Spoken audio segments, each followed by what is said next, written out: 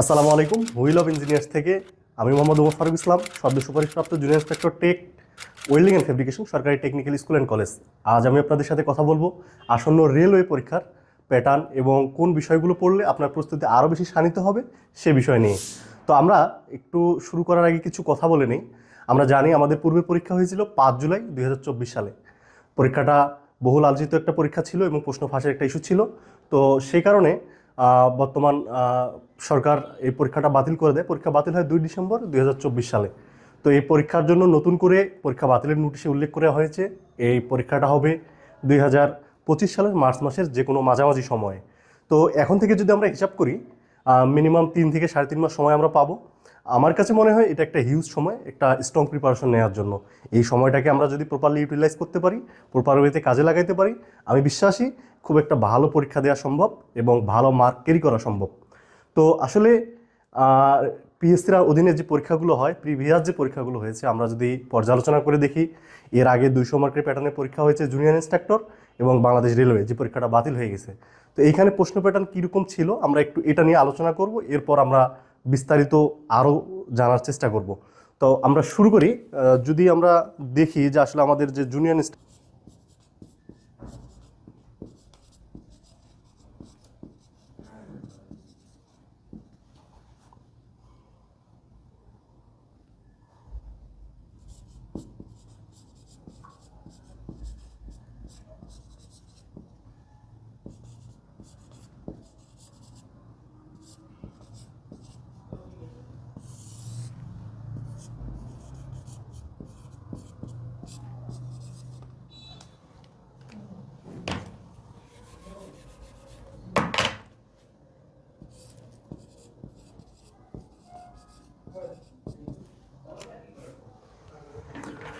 আচ্ছা, আমাদের জুনিয়র ইন্সট্রাক্টরের যে প্যাটার্নটা ছিল এটা ছিল 200 মার্ক।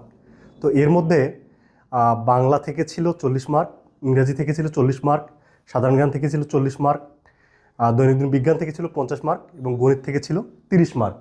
তো টোটাল হচ্ছে এখানে 200 মার্কের এমসিকিউ টাইপ লিখিত পরীক্ষা ছিল। এখন আমরা একটু বাতিল হয়ে যাওয়া রেলওয়ের প্যাটার্নটা সম্পর্কে দেখব। রেলওয়ের প্যাটার্নটা কেমন ছিল আমরা একটু এটা দেখি। আচ্ছা, রেলওয়েতে যে মার্ক ছিল, এখানে 200 মার্কের পরীক্ষা হয়েছিল। তো এইখানে বাংলা ছিল 40 মার্ক, ইংরাজি 40 মার্ক, সাধারণ জ্ঞান থেকে ছিল 40 মার্ক এবং ডিপার্টমেন্ট থেকে ছিল 80 মার্ক, যেটা ছিল কম্বাইন্ড প্রশ্ন। এখন আসন্ন যে রেলওয়ে পরীক্ষা, যেটা 2025 সালের মার্চ মাসে হবে, এটা কিন্তু আমরা জানি না যে কোন প্যাটার্নে পরীক্ষা হবে। পিএসসি এটা এখনও ক্লিয়ার করে নাই। তবে আমি আশাবাদী পরীক্ষার 1 থেকে 1.5 মাস আগে পিএসসি এটা নোটিশের মাধ্যমে ক্লিয়ার করবে। এখন একটা বিষয় হচ্ছে কি, আমরা যদি দেখি যে পরীক্ষা রেলওয়ে যে পরীক্ষা বাতিল হয়ে গেছে সেই প্যাটার্নই হোক, আর জুনিয়র ইন্সট্রাক্টর প্যাটার্ন যেটাতে পরীক্ষা হয়ে গেছে এবং রেজাল্টও হয়ে গেছে, এই প্যাটার্নই হোক না কেন, এখানে লক্ষণীয় বিষয় হচ্ছে বাংলা, ইংরেজি এবং সাধারণ জ্ঞান, এই 3টা বিষয় কিন্তু ফিক্সড। আমরা যদি দেখি বাংলা, ইংরেজি এবং সাধারণ জ্ঞান,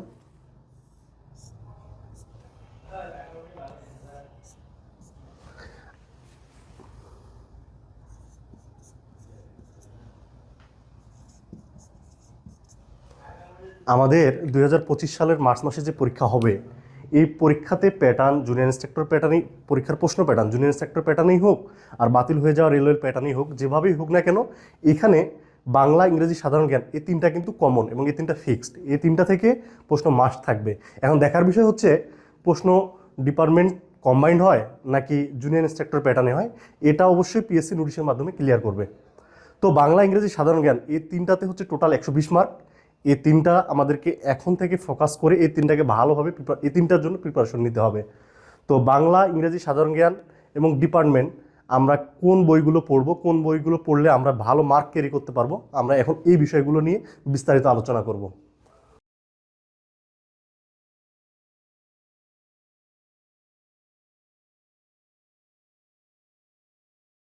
আচ্ছা, আমরা তাহলে দেখি বাংলার জন্য আমরা কোন বইগুলো পড়তে পারি।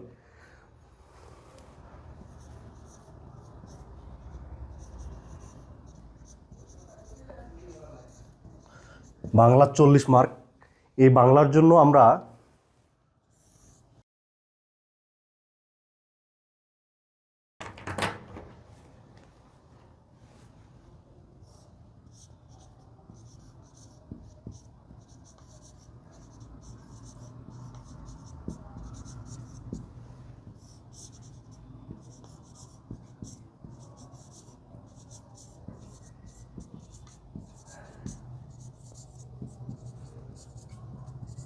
আচ্ছা, বাংলায় যে 40 মার্ক,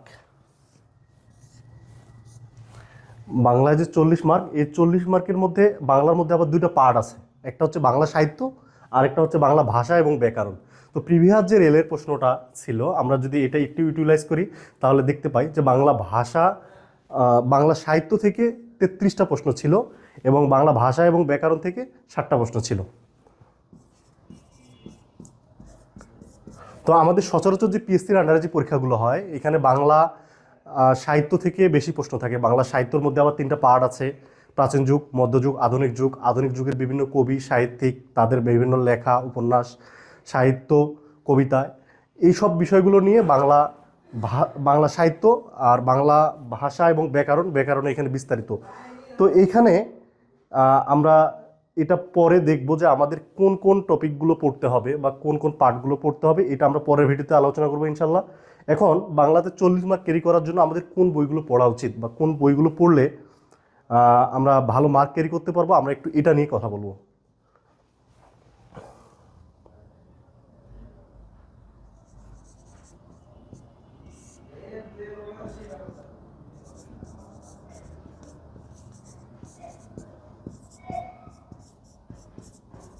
আচ্ছা, বাংলার জন্য সবচেয়ে গুছালো আমার কাছে মনে হয় অগ্রদূত এবং MP3, এই বই দুটা বেস্ট। এখন আমি ব্যক্তিগতভাবে অগ্রদূত পড়ছি এবং আমি সাজেস্ট করব এই দুটো বইই ভালো। আপনাদের যদি কারো অগ্রদূত প্রিভিয়াস পড়া থাকে, আপনি অগ্রদূত বইটাই ভালো করে পড়তে পারেন।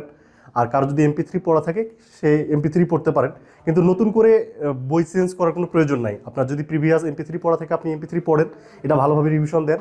এবং আপনার যদি অগ্রদূত পড়া থাকে, আপনি অগ্রদূত পড়েন।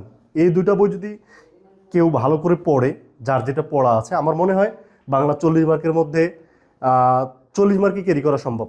যদিও 40 মার্ক আসলে প্রশ্নে থাকে, কিন্তু 40 মার্ক পাওয়াটা কঠিন। কিন্তু আপনি এই দুটো বই যদি ভালো করে পড়েন, আপনার যে বইটা পড়া আছে এটা যদি আপনি ভালোভাবে পড়েন, তাহলে আপনি এখান থেকে অনায়াসে 35, 36, 37, 38 মার্ক, এবং লাখ যদি ভালো, আপনি 40 মার্কও কমন পেতে পারেন বা 40 মার্কও তুলতে পারবেন। তো এই ছিল বাংলার জন্য। আপনি বাংলার জন্য অগ্রদূত অথবা MP3 যে কোনো একটা বই খুব ভালো করে পড়লে ইনশাল্লাহ আপনার প্রস্তুতি খুব স্ট্রং হয়ে যাবে। আমরা এবার একটু বা সাধারণ জ্ঞান বিষয়টা দেখি। সাধারণ জ্ঞানে আসলে কি বই পড়লে ভালো করা যাবে, এই বিষয়ে আমরা একটু কথা বলব।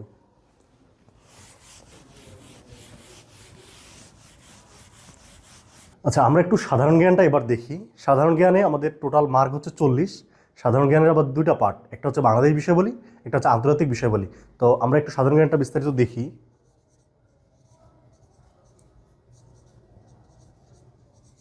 সাধারণ জ্ঞান টোটাল হচ্ছে 40 মার্ক।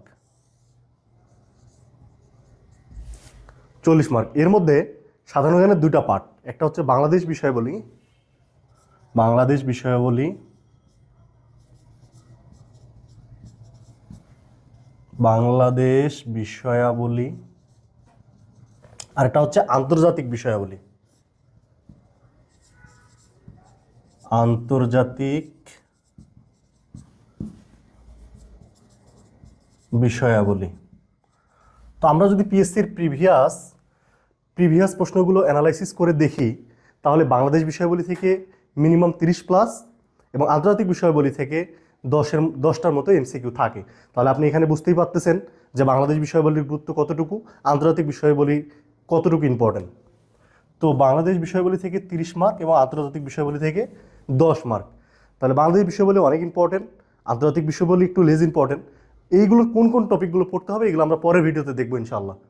তো এগুলোর জন্য কোন বইগুলো পড়তে হবে বা কোন বই পড়লে আপনার পরীক্ষায় বেশি কমন পাবেন, আমরা একটু সেই বিষয় নিয়ে কথা বলি।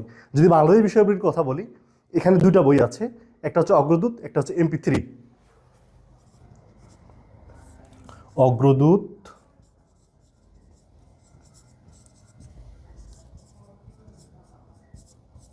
MP3, এই বইগুলোতে অনেক বেশি গোছালো এবং অনেক ইনফরমেশন দেয়া আছে। এর ফলে আপনি যদি অগ্রদূত অথবা MP3 পড়েন, আমার মনে হয় বাংলাদেশ বিষয়াবলী 30-এর মধ্যে আপনি 30টাই, যদি লাখ ভালো থাকে 30টাই, অথবা 27, 28, 29টা প্রশ্ন ইজিলি কমন পাবেন। এই জন্য আপনার যদি অগ্রদূত পড়া থাকে, আপনি অগ্রদূত পড়েন, অথবা আপনার যদি MP3 পড়া থাকে, আপনি MP3 পড়েন। এক্ষেত্রে আমি ব্যক্তিগতভাবে সাজেস্ট করব বাজারের যে কম তথ্য সমৃদ্ধ বইগুলো আছে, এগুলো অ্যাভয়েড করার জন্য। এগুলো পড়লে হয় কি, অনেক সময় দেখা গেছে পরীক্ষায় যেয়ে আপনার রুমমেট সব প্রশ্নের অ্যান্সার করতে পারছে, আপনি সেই প্রশ্নগুলোর অ্যান্সার পারেন নাই, অথচ প্রশ্নগুলো খুব ইজি ছিল। এটা না পারার পিছনে অন্যতম কারণ হচ্ছে আপনি কম তথ্য সমৃদ্ধ বইগুলো পড়ছেন, এখানে এই পড়াগুলো স্কিপ করা ছিল, যার ফলে আপনার রুমমেট অগ্রদূত অথবা MP3 এই বইগুলো পড়ছে, সেজন্য সে বেশি প্রশ্নের অ্যান্সার করতে পারছে এবং সে বেশি মার্ক ক্যারি করছে। এই ছিল বাংলাদেশ বিষয়াবলী। আমরা আন্তর্জাতিক বিষয়াবলী দেখি। আন্তর্জাতিক বিষয়াবলীর মধ্যে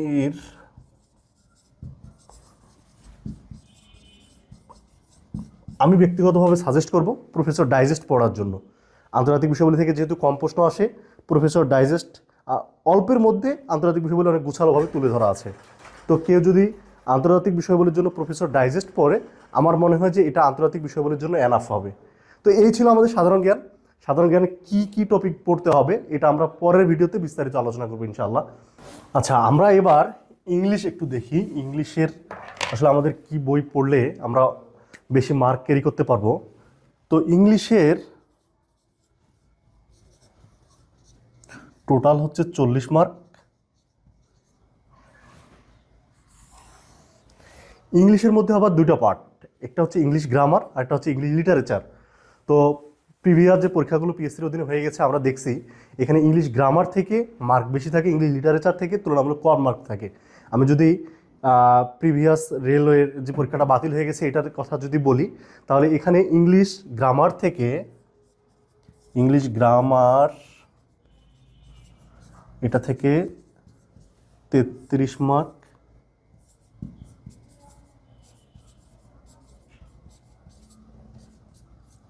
লিটারেচার থেকে 7 মার্ক। তাহলে এখানে আপনি বুঝতেই পারতেছেন যে গ্রামারটা কতটা ইম্পর্টেন্ট, লিটারেচারটা তার থেকে লেস ইম্পর্টেন্ট। গ্রামারের জন্য কোন কোন টপিকগুলো পড়তে হবে এগুলো আমরা পরের ভিডিওতে দেখবো ইনশাল্লাহ। এখন বইয়ের কথায় আসি। আপনি যদি বই পড়তে চান তাহলে ইংলিশ গ্রামারের জন্য বাজারে বহুল প্রচলিত বই হচ্ছে দুটা, একটা হচ্ছে ইংলিশ ফর কম্পিটিটিভ এক্সাম, একটা হচ্ছে মাস্টার্স। আমরা একটু লিখি বই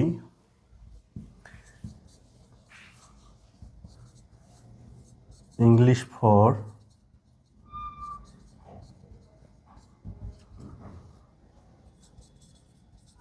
কম্পিটিটিভ এক্সাম, আর এটা হচ্ছে মাস্টার্স। আমি ব্যক্তিগতভাবে সাজেস্ট করব ইংলিশ ফর কম্পিটিটিভ এক্সাম বইটা পড়ার জন্য। কেন? ইংলিশ ফর কম্পিটিটিভ এক্সামটা অল্পের মধ্যে সুন্দরভাবে গোছানো আছে। এখানে ফার্স্ট অফ অল আপনি বিসিএস যে প্রশ্নগুলো আছে, বিসিএস প্রিভিয়াস প্রশ্ন এবং বিপিএসসি যে প্রিভিয়াস প্রশ্নগুলো আছে, এই প্রশ্নগুলো যদি খুব ভালোভাবে পড়েন তাহলে আপনি 40 মার্কের মধ্যে আমার কাছে মনে হয় যে 20 মার্ক তুলতে পারবেন ইজিলি। ইন ডিটেলস ইংলিশের আরও গ্রামাটিক্যালের অনেক রুলস আছে, কিছু কিছু টপিক্সের অবশ্যই রুলস দেখতে হবে। তো কোন কোন টপিকসগুলোর রুলস পড়তে হবে, কোন কোন টপিকগুলো গুরুত্বপূর্ণ, এগুলো আমরা পরের ভিডিওতে দেখব।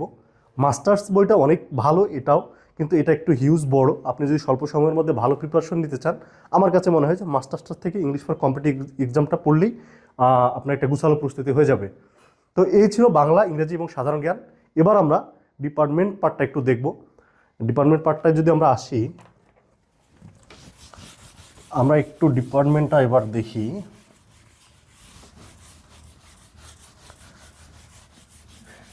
ডিপার্টমেন্টে প্রিভিয়াস লাস্ট যে আমাদের রেলওয়ের যে পরীক্ষাটা হয়ে গেছে, যে পরীক্ষাটা বাতিল হয়েছে, এটাতে 80 মার্কের MCQ ছিল। তো এখানে civil, electrical, CSC computer science থেকে প্রশ্ন ছিল সবচেয়ে বেশি। মেকানিক্যালের প্রশ্ন ছিল খুবই কম, যা মেকানিক্যালের স্টুডেন্টের জন্য খুবই একটা দুঃখজনক এবং হতাশাজনক বিষয় ছিল। আমি আশা করি সামনে যে মার্চ মাসে পরীক্ষা হবে বিপিএসসি কখনোই এই ধরনের প্রশ্ন করবে না, এবং তারা আসলে ডিপার্টমেন্ট দিয়ে প্রশ্ন করবে, মানে কম্বাইন্ড প্রশ্ন হবে নাকি ডিপার্টমেন্ট ওয়াইজ আলাদা আলাদা হবে, এটা অবশ্যই তারা পরীক্ষার 1 থেকে 1.5 মাস আগে নোটিশ দিয়ে স্পষ্ট করবে। তো আমরা যদি কম্বাইন্ড প্রশ্নের আলোচনা করি বা ডিপার্টমেন্ট ভিত্তিক প্রত্যেকটা পার্ট আলোচনা করি প্রত্যেকটা ডিপার্টমেন্ট নিয়ে, তাহলে দেখি একটু আমরা মেকানিক্যালের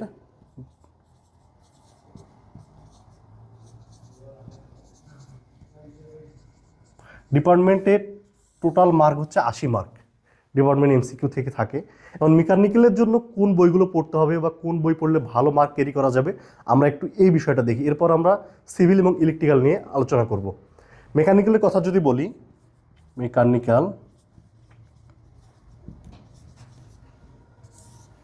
মেকানিক্যাল ডিপার্টমেন্টের জন্য বাজারের বহুল প্রচলিত বই হচ্ছে শামীম ভাইয়ের মেকালজি। মেকালজি তো মাস্ট বি পড়তে হবে, পাশাপাশি আপনি যদি আরও বেশি পড়তে চান বা আরও তথ্য কালেক্ট করতে চান তাহলে আপনি RS খুরমি পড়তে পারেন।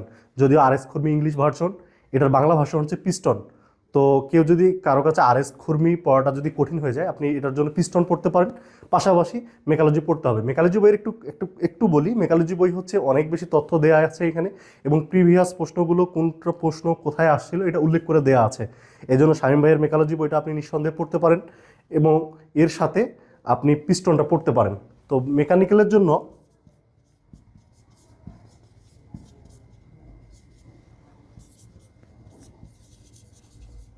পিস্টন এবং মেকালজি এই দুটা বই পড়লেই আমার মনে হয় যে মেকানিক্যালের জন্য এনাফ হয়ে যাবে। এখন আমরা ইলেকট্রিক্যালের জন্য কোন বইটা পড়তে হবে বা কোন বই পড়লে পরীক্ষায় ভালো মার্ক ক্যারি করা যাবে আমরা একটু এটা দেখি। ইলেকট্রিক্যালের জন্য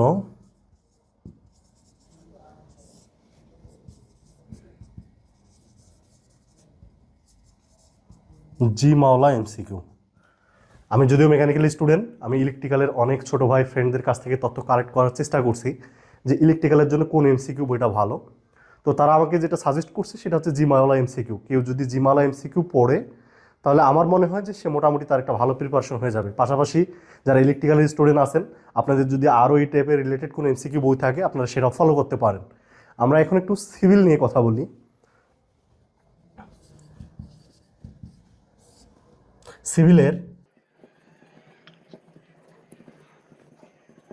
সিভিলের হাইড্রেশন এবং RCC।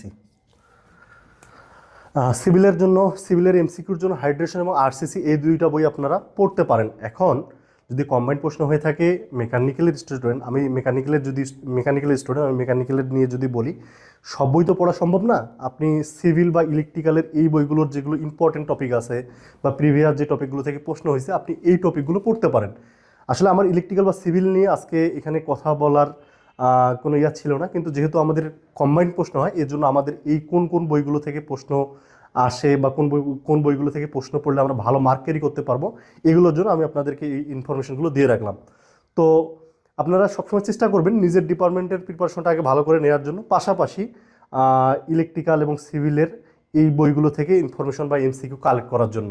আচ্ছা, তাহলে আজকে আমরা দেখলাম প্রিভিয়াস প্রশ্ন প্যাটার্ন, জুনিয়র ইন্সট্রাক্টরের প্রশ্ন প্যাটার্ন কীরকম ছিল, রেলওয়ের প্রশ্ন প্যাটার্ন কীরকম ছিল, আমরা এই বিষয়গুলো দেখলাম। প্লাস আমাদের কোন বইগুলো পড়তে হবে, ইংরেজি বাংলাদেশ বিষয় বলি, এবং ডিপার্টমেন্টের জন্য আমাদের কোন কোন বইগুলো পড়তে হবে আমরা সেগুলো দেখলাম। পরবর্তী ভিডিওতে আমরা এই বইগুলোর কোন কোন টপিকগুলো পড়তে হবে এবং কোন টপিকগুলো ইম্পর্টেন্ট এই বিষয়গুলো নিয়ে আলোচনা করবো ইনশাআল্লাহ। পরবর্তী ভিডিও পেতে হুইল অফ ইঞ্জিনিয়ার্সের সাথেই থাকুন। পরবর্তী ভিডিওতে আমরা এই বিষয়গুলো নিয়ে বিস্তারিত আলোচনা করব। আজকে এই পর্যন্তই, সবাইকে অসংখ্য ধন্যবাদ। আল্লাহ হাফেজ, আসসালামু আলাইকুম।